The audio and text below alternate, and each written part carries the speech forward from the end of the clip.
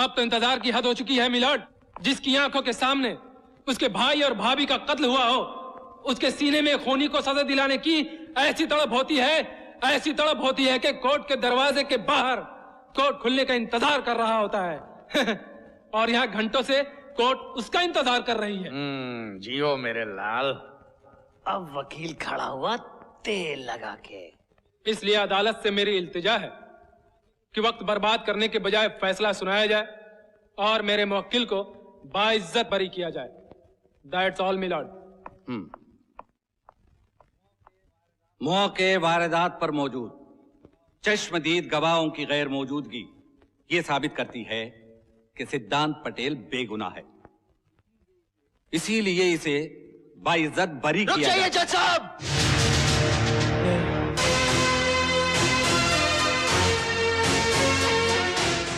अब मर गया तेल लगा के।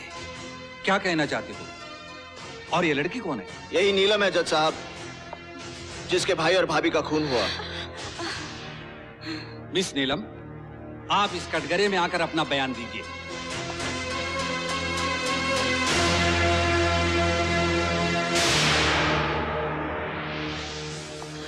जाओ, घबराओ मत। तुम सिद्धांत पटेल की मौत हो और मौत किसी के बाप से नहीं डरती।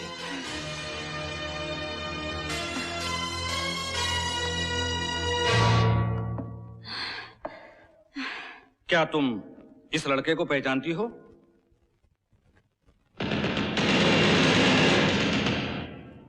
कोई अपनी तबाही का चेहरा कैसे भूल सकता है जज साहब?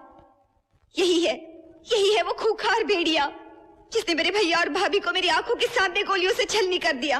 यही है वो जालिम।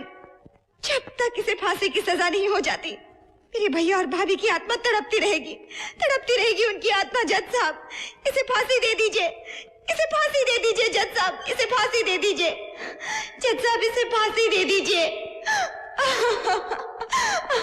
फांसी दे दीजिए इसे।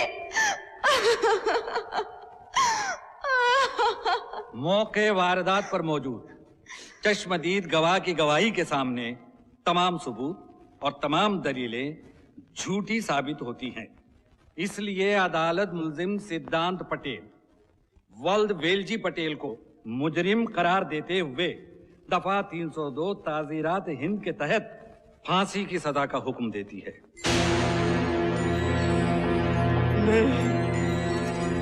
मुझे बचा लो पापा, मुझे बचा लो। मैं मरना नहीं चाहता पापा, मैं मरना नहीं चाहता। मुझे बचा लो पापा, मैं मरना नहीं चाहता पापा,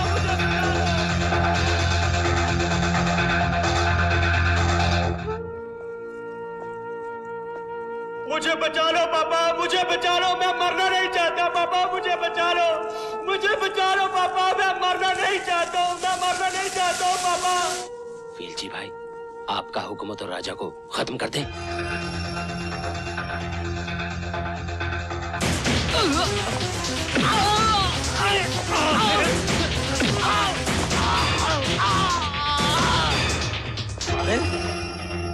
एक बकरी को हलाल नहीं कर सके और बोले साले शेर का शिकार करेंगे।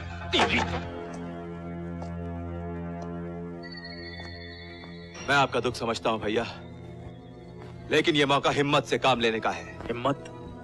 हिम्मत तो मेरी वो जल रही है चिता में नागेश्वर। जब तक राजा की चिता में इसी तरह नहीं जला दूंगा, ये मेरे बेटे की चिता की लपटें मेरे सीने में इसी तरह जलती रहेंगी।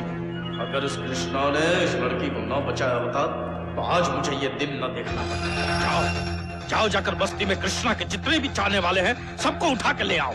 उसको बचाने कृष्णा आएगा और कृष्णा को बचाने हरामजादा राजा। फिर खत्म कर दो दोनों को।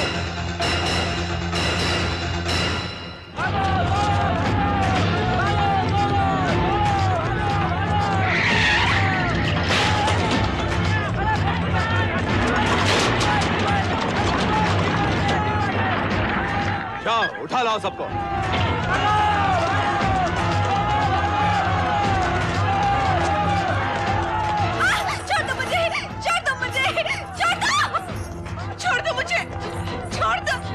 छोड़ दो मुझे कमीना, छोड़ दो, छोड़ दो मुझे।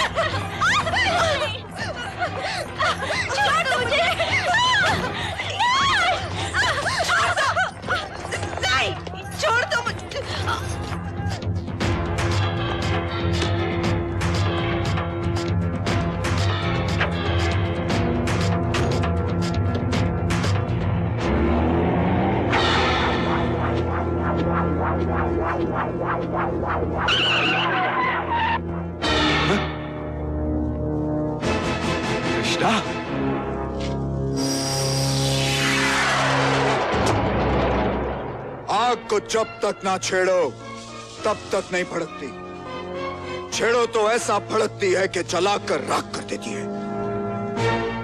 कृष्णा नाम की इस आग से अगर बचना चाहते हो तो वैन में बैठे हुए सबको निकाल दो, वरना अपन तुम सबको जिंदा नहीं छोड़ेगा। खबरदार, कोई बाहर नहीं निकलेगा।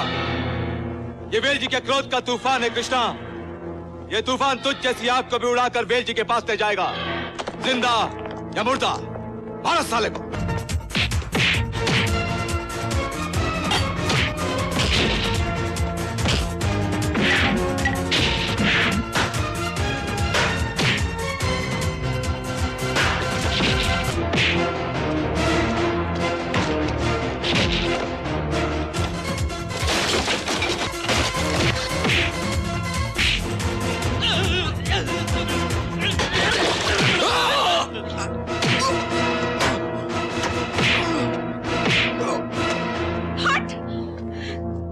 साले को एक हड्डी भी न बचे इसकी।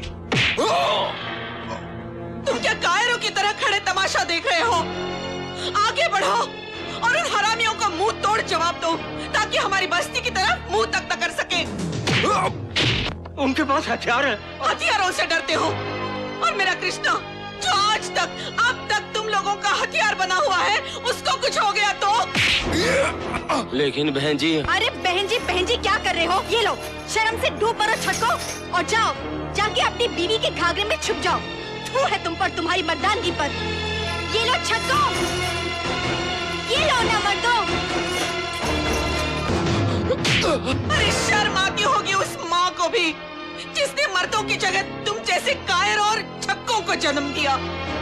जाओ कमीनों, निकल जाओ यहाँ से। जाओ घर जाके आराम करो। दफा हो जाओ यहाँ से। तू भी दफा हो जा, क्योंकि किसी माँ ने अभी तक वो लाल नहीं जना जो हमारे सामने खड़े होने की जुर्रत कर सके।